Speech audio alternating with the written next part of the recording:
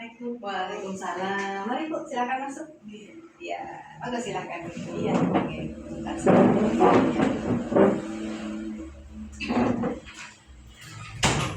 Cuci tangan dulu ya Bu ya.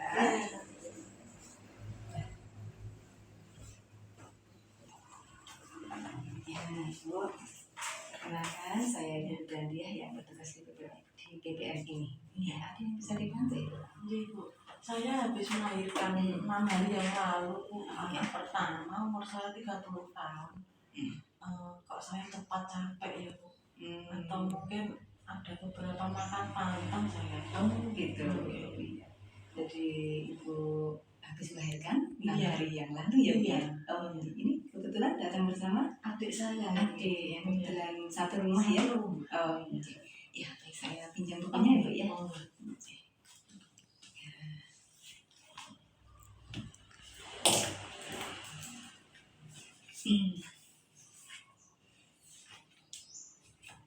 Nah, ini jadi baru 6 hari melahirkan ya Bu ya. Iya. Dan ada keluhan Udah capek. mudah capek.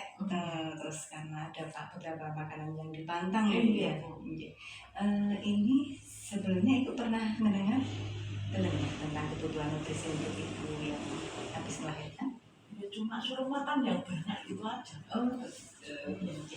Ibu memang untuk ibu nifas ya yang baru melahirkan itu makanya harus tanya nih Bu ya. Iya.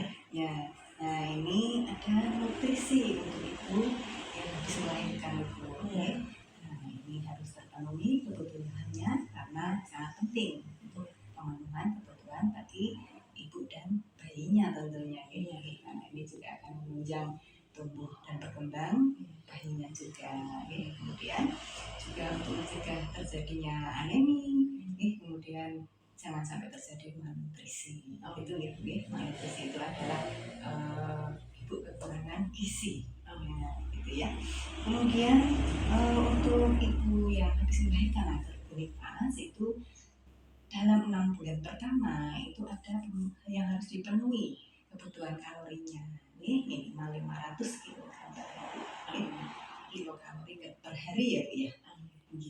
Nah, jadi ibu nifas ini makannya ya harus beragam dan tidak boleh ada makanan yang dipantang. Nah, ini mungkin mitos dari orang tua ya Bu ya. Karena ini gitu. Nah, nanti jadi makanan ibu nifas itu seperti makanan waktu hamil, beraneka ragam, kemudian juga harus terpenuhi seperti ini Bu. Nah, seperti gambaran ini karbohidratnya seperti nasi dan lain-lain, kemudian protein nabati baik protein hewaninya juga harus terpenuhi. Kemudian juga sayuran, buah-buahan itu juga harus terpenuhi. Nah, nanti kalau bisa mengontrol pola makannya ya Bu ya, agar bisa menunjang untuk pemenuhan kebutuhan nutrisinya. Kemudian sumber makanan yang mengandung vitamin A, nah ini juga wajib dipenuhi Bu. Nah, fungsinya ini untuk daya kebal bayi, karena bayi kan menyusui itu Bu. Nah, ini kandungan vitamin A-nya harus tinggi karena untuk memenuhi kebutuhan vitamin A pada bayi. Kemudian ada sumber makanan yang mengandung vitamin A ini nah, itu misalnya telur, hati, mentega, kemudian juga sayuran berwarna hijau tua dan buah-buahan yang berwarna kuning, misalnya kayak nangka, wortel, tomat gitu. Nah, juga ditunjang dengan kapsul vitamin A. Nah, ibu diberikan kapsul vitamin A 2 kapsul. Nah, itu diminum setelah melahirkan, kemudian selang 24 jam diminum dalam dosis yang kedua itu. Kemudian selama nifas nih itu ibu harus minumnya harus ekstra banyak nih. Ibu sadar minum ekstra banyak betul itu selama ini? Sudah tambah Bu, saya belum tahu sudah cukup atau belum. Nah, untuk kebutuhan ibu nifas itu kalau di literin 3 liter atau kalau di gelas sih, gelas unik itu bisa sampai 14 gelas. Nah, ini bisa kita perkirakan sendiri ya Bu ya. Oke, gitu. Kemudian setiap kali habis menyusui, nah dianjurkan untuk segera minum. Oke. Nah, kan habis menyusui kan kita disedot asinya oleh bayi ya, nah, itu segera untuk minum gitu. Kemudian setelah itu tablet besinya masih ada Ibu di rumah? Masih ada beberapa. Masih ada. Nah ini wajib diminum selama 40 hari ya. Nah, karena imunitas kan masih mengeluarkan darah. Nah, untuk menghindari anemi gitu karena jadi harus tetap dikonsumsi ya secara rutin. Kemudian menu sehari-hari biasanya Ibu makannya seperti apa Ibu?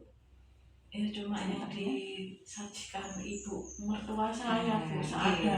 Nah itu jadi nih nanti bisa diperbaiki nih hanya adiknya ya, adiknya nanti bisa itu mengontrol jadi makanannya itu seperti biasa, nasi, sayur-sayuran buah-buahannya banyak, kemudian protein hewani dan nabatinya terpenuhi gitu ya. Jangan lupa ya minum putih yang banyak lagi ya.